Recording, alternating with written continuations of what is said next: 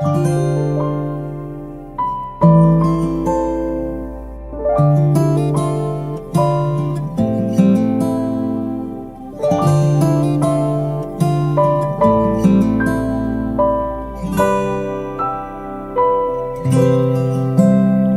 beaucoup et bonjour à tout le monde. Je crois qu'il y a une petite méprise sur notre passage. Ça devait être 1 Samuel 3, 1 à 20 et non 1 Samuel 1. Mais je pense que ce n'est pas fortuit que nous ayons lu 1 Samuel 1 parce que le verset 20 nous dit qu'Elkana a connu sa femme et elle a eu un enfant du nom de Shemuel. Shemuel veut dire qui est entendu par Dieu. Donc Dieu a entendu la prière de Anne. Et ce matin, justement, c'est de Samuel que nous allons parler. Donc nous allons parler de Shemuel. Et je pense que même si ce n'est pas le passage sur lequel nous allons prêcher, ça nous donne quand même une compréhension des chapitres, du chapitre 3 ou des chapitres qui vont suivre.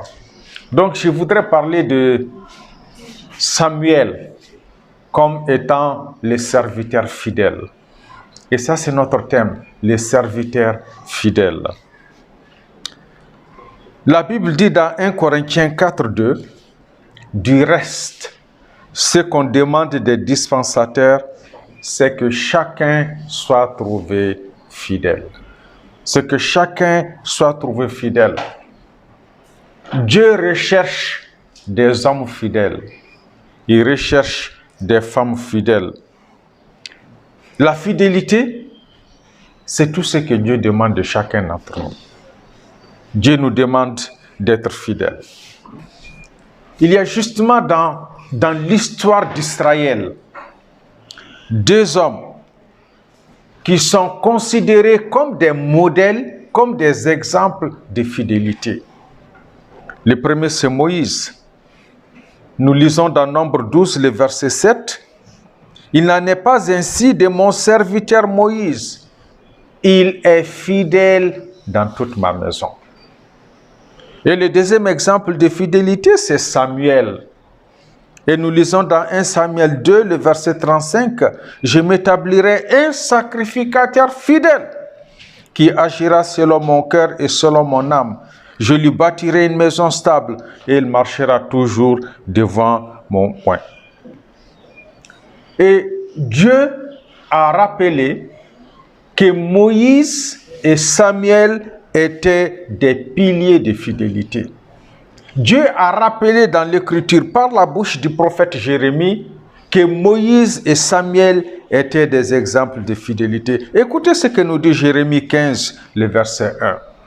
« L'Éternel me dit, quand Moïse et Samuel se présenteraient devant moi, je ne serai pas favorable à ce peuple.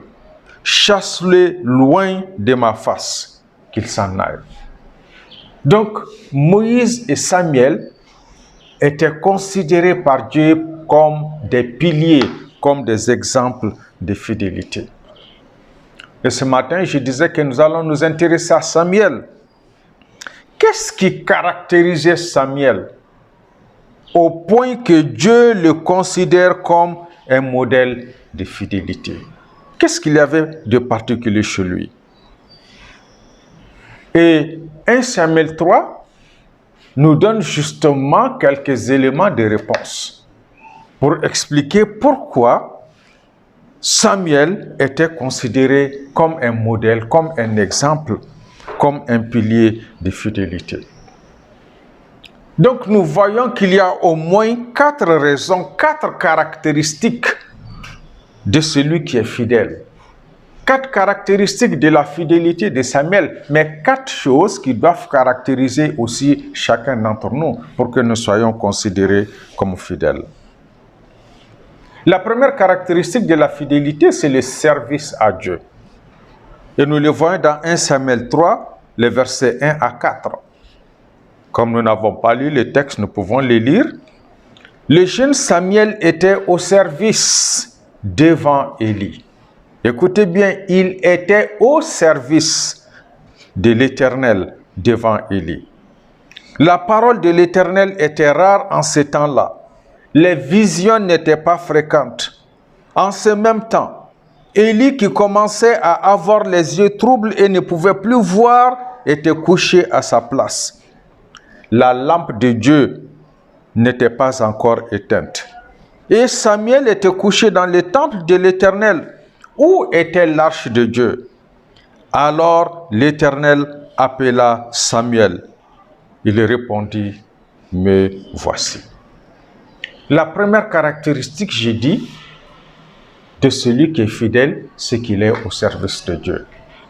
Et le texte nous dit que Samuel était au service de l'Éternel devant Élie. Il était un serviteur. Il avait un motif pour lequel il servait le Seigneur. Il avait une mission pour laquelle il servait le Seigneur. Il avait le motif, il avait la mission. C'était un serviteur. Et nous devons être considérés ou vus ou caractérisés par notre service à Dieu. Ce n'est pas pour notre propre plaisir, c'est-à-dire la convoitise de la chair. Ce n'est pas pour notre propre profit, la convoitise des yeux. Ce n'est pas pour notre personne. Ça, c'est l'orgueil de la vie. Mais c'est pour plaire à Dieu. Être au service de Dieu pour plaire à Dieu, c'est ce qui doit nous caractériser. Et Paul le dit bien dans 2 Corinthiens 5, le verset 9. C'est pour cela aussi que nous nous efforçons de lui être agréables, soit que nous demeurions dans ce corps, soit que nous le quittions. Nous nous efforçons de lui être agréables. Le texte nous dit que le jeune Samuel était au service de l'Éternel devant Élie. Samuel était certainement trop jeune pour remplir les fonctions de Lévite. Mais il était de tout son cœur au service de l'Éternel. Notez bien sa jeunesse. Je dis qu'il était certainement trop jeune. Il n'était pas les Lévites, il n'était pas les sacrificateurs. Donc votre jeunesse ne doit pas être un empêchement pour servir l'Éternel. Et il les servait de tout son cœur. Il les servait selon ses moyens. Il les servait selon sa capacité.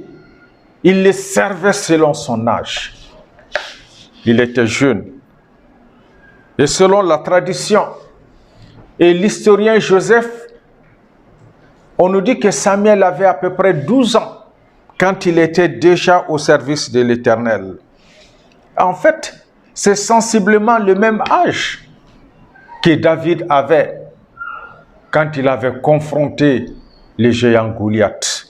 1 Samuel 17, le verset 33. Et c'est pour cette raison que l'Écriture nous exhorte. Dans Romains 12, le verset 11, « Ayez du zèle et non de la paresse. Soyez fervents d'esprit. Servez le Seigneur. » Et Éphésiens 6, le verset 7, nous exhorte même à servir avec empressement, comme servant le Seigneur et non des hommes.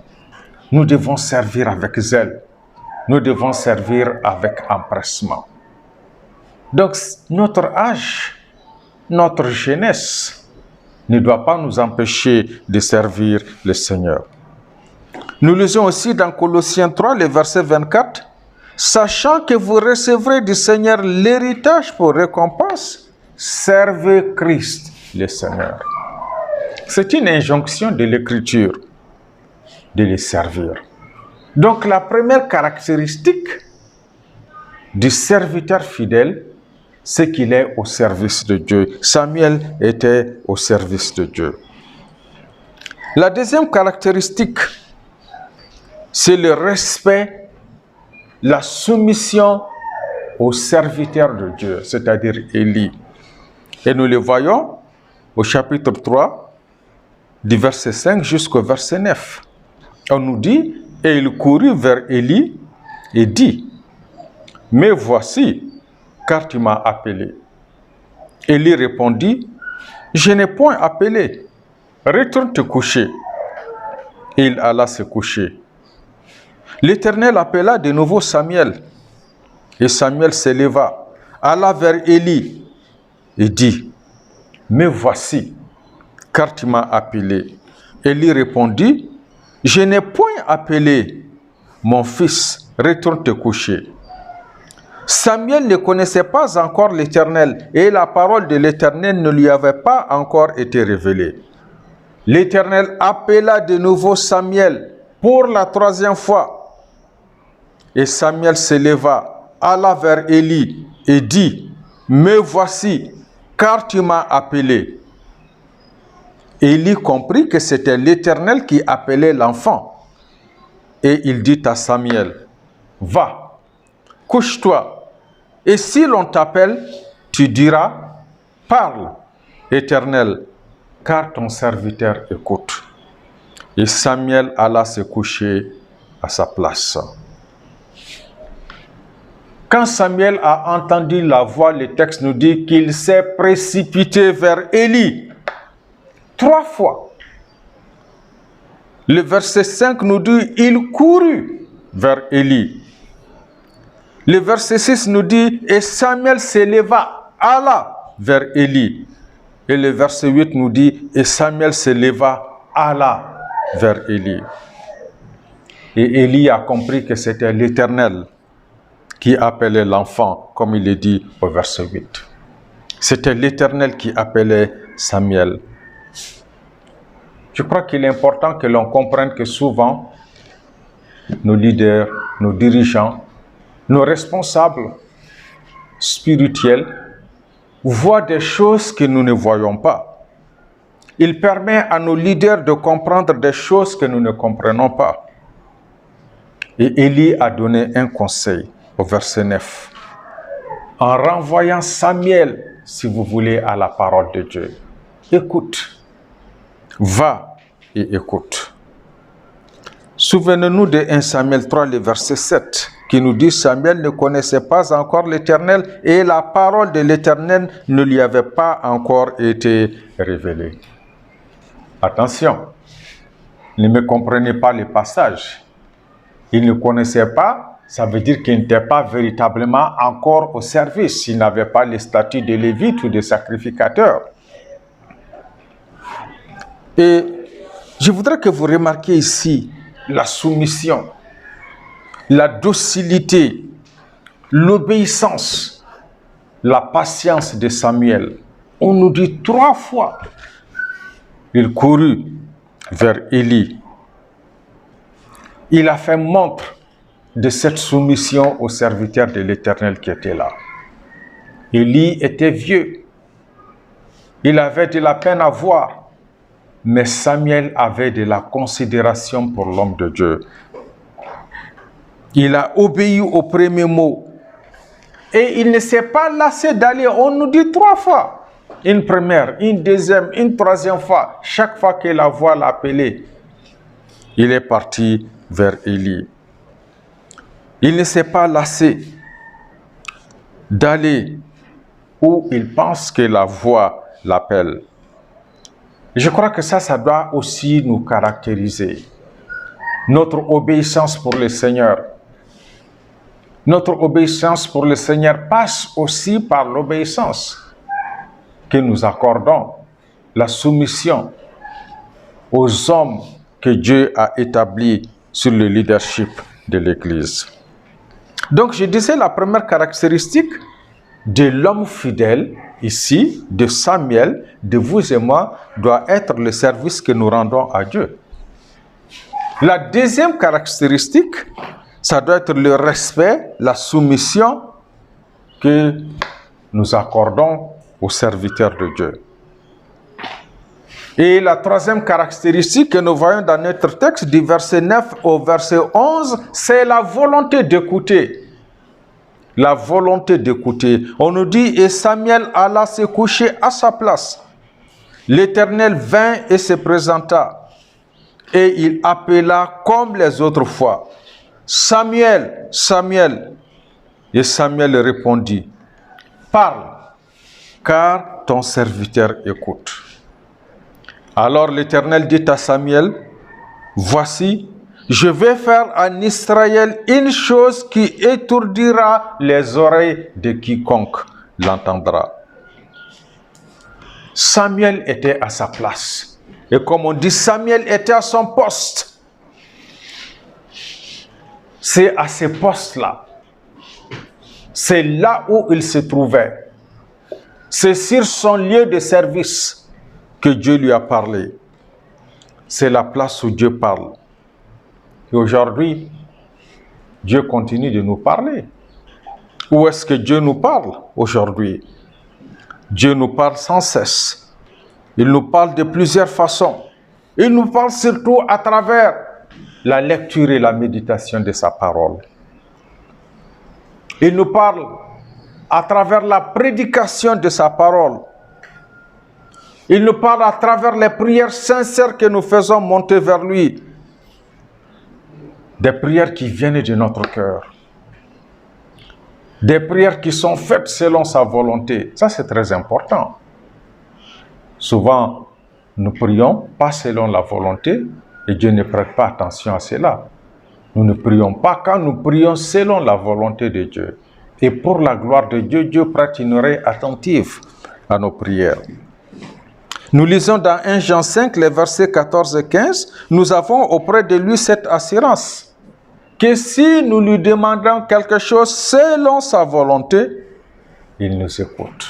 Demandez quelque chose selon sa volonté. Et si nous savons qu'il nous écoute, quelque chose que nous lui demandions, nous savons que nous possédons la chose que nous lui avons demandée. Ce matin, la question pour nous, c'est de savoir, est-ce que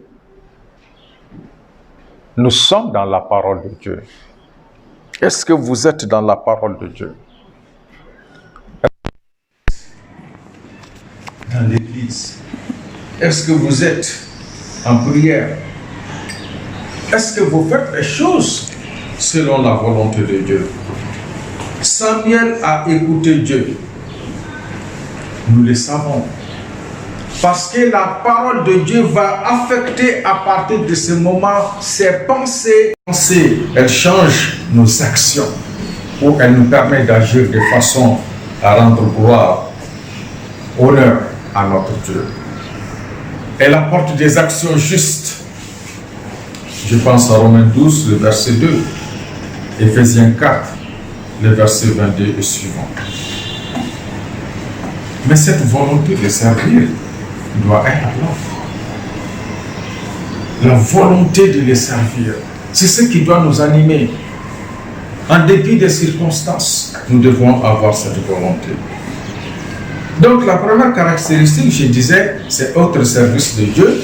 La deuxième caractéristique, c'est le respect, la soumission aux serviteurs de Dieu. La troisième caractéristique, c'est la volonté d'écouter. Et la quatrième caractéristique, c'est l'obéissance totale à Dieu. Nous le voyons du verset 18 au verset 20. Samuel lui raconta tout, sans lui rien cacher. Et Élie dit, c'est l'Éternel, qu'il fasse ce qui lui semblera bon. Samuel grandissait, l'Éternel était avec lui, et il ne laissa tomber à terre aucune de ses paroles. Tout Israël, depuis Dan jusqu'à Beersheba, reconnut que Samuel était établi prophète de l'Éternel. C'est-à-dire du nord jusqu'au sud, d'est à l'ouest, il était connu. De Dan à Beersheba, il était connu comme un prophète. Parce qu'il a obéi. Samuel a fait tout ce que Dieu lui a demandé de faire. Et il l'a fait dans tout Israël, de Dan à Beersheba. Et c'est ce que Dieu nous demande. Il nous demande d'obéir. Et nous devons obéir parce que nous réalisons l'importance de la volonté de Dieu. Sa volonté qui est bonne, agréable et parfaite. Romains 12, 2. Nous devons obéir parce que nous voyons, nous reconnaissons et nous réalisons l'importance de la parole de Dieu, le verset 19. Des paroles de vie, de croissance. Jean 6, 63, 1 Pierre 2, le verset 2. Mais nous devons obéir aussi parce que nous avons un témoignage, qui est le témoignage de Dieu. Le témoignage de Dieu concernant Samuel. Il nous dit que c'était un homme fidèle et qui servait l'Éternel du temps à Beersheba. Qu'est-ce que nous pouvons dire comme application ce matin? Ce matin, nous savons que Dieu connaît les fidèles. Dieu connaît ceux qui lui sont fidèles. L'Écriture nous parle de Daniel. Dans Daniel 6, le verset 4, nous lisons: alors les chefs et les satrapes cherchèrent une occasion d'accuser Daniel en ce qui concernait les affaires du royaume. Mais ils ne purent trouver aucune occasion ni aucune chose à reprendre. Et le texte dit: parce qu'il était fidèle et qu'on n'apercevait chez lui ni faute ni rien de mauvais. Dieu connaît ceux qui sont fidèles. Le Nouveau Testament nous parle de Lydie. Acte 16, le verset 15. Lorsqu'il y était baptisé avec sa famille, elle nous fit cette demande: si vous me jugez fidèle au Seigneur, entrez dans ma maison et demeurez-y. Et elle nous pressa par ces instances. Timothée, 1 Corinthiens 4, le verset 17. Pour cela, je vous ai envoyé Timothée, qui est mon enfant bien-aimé et fidèle dans le Seigneur. Fidèle dans le Seigneur. Il vous rappellera quelles sont mes voies en Christ, quelle est la manière dont j'enseigne partout, dans toutes les églises. L'Écriture nous parle de Tychique. Éphésiens 6, le verset 21. Le bien-aimé frère et fidèle ministre dans le Seigneur. Elle nous parle d'Épaphras, qui est trouvé, qui est pour vous un fidèle ministre de Christ. Ça c'est Colossiens 1, 7. d'Onésime, dans Colossiens 4, le verset 7. Les fidèles et bien-aimés frères. Donc que personne ne se trompe. Dieu connaît ceux qui sont fidèles. Dieu connaît les fidèles. Et le Nouveau Testament nous donne les noms des hommes et des femmes que Dieu a jugés fidèles. Il les a trouvés fidèles. La deuxième application, nous devons comprendre aussi que les ministères avancent avec les hommes fidèles. Les ministères avancent avec les hommes fidèles. Ça, c'est le principe de 2 Timothée 2.2. Et ce que tu as entendu de moi, en présence de beaucoup de témoins, confie-les à des hommes fidèles qui soient capables de l'enseigner aussi à d'autres. Le travail progresse quand on est fidèle. Il ne s'agit pas seulement du service, c'est-à-dire dans l'église. Quel que soit le travail que vous faites, si vous êtes fidèle en accomplissant ce travail, vous verrez que vous irez de l'avant.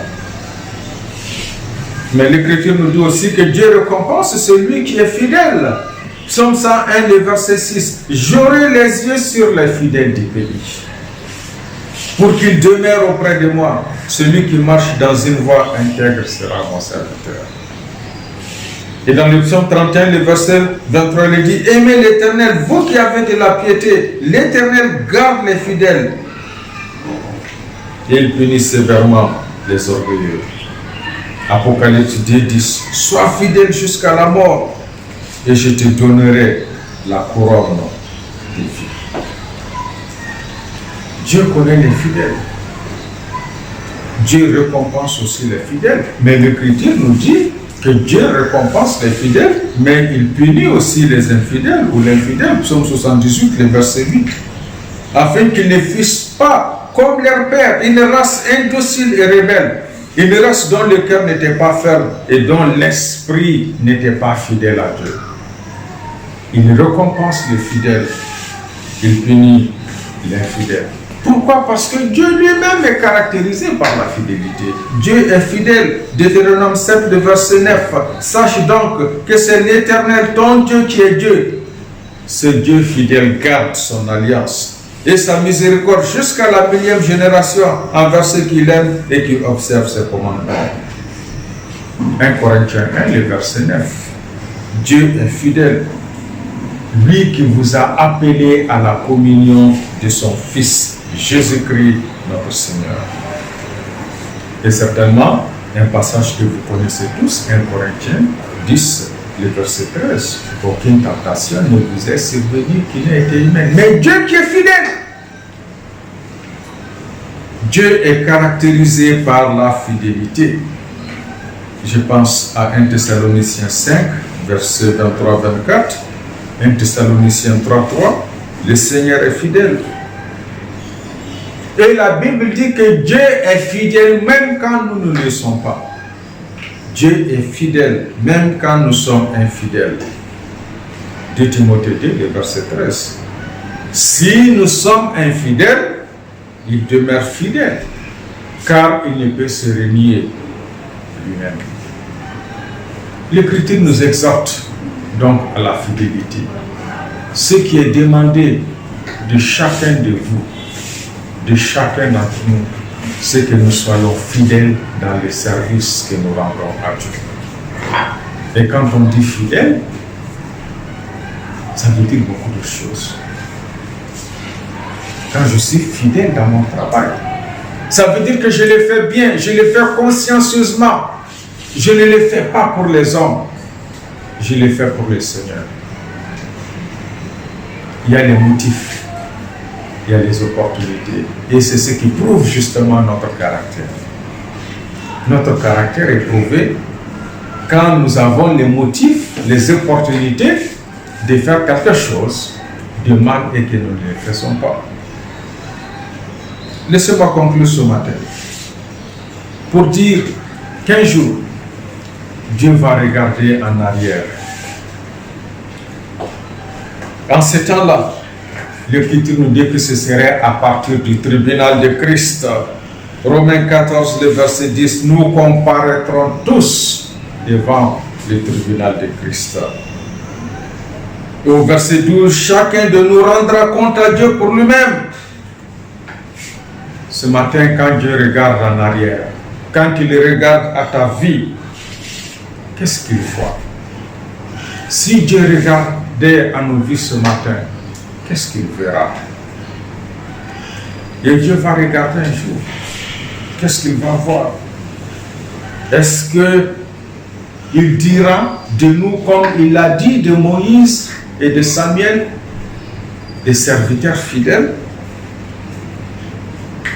Ou bien qu'est-ce que Dieu va voir quand il va regarder à nos vies?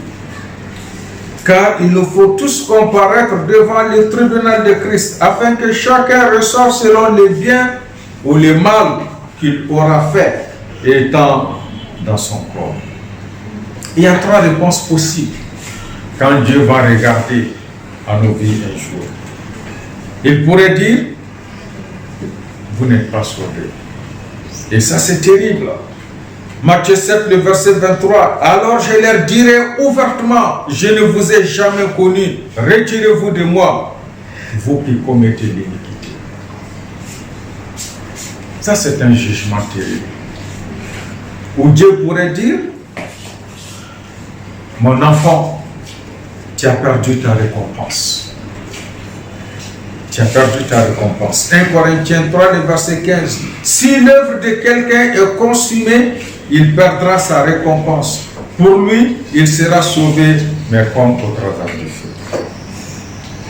Ou Dieu pourrait dire, dans Matthieu 25, le verset 21, c'est bien, bon et fidèle serviteur. Tu as été fidèle en peu de choses, je te confierai beaucoup. Entre dans la joie de ton maître. Tu peux t'assurer qu'il entendra un jour cette félicitation.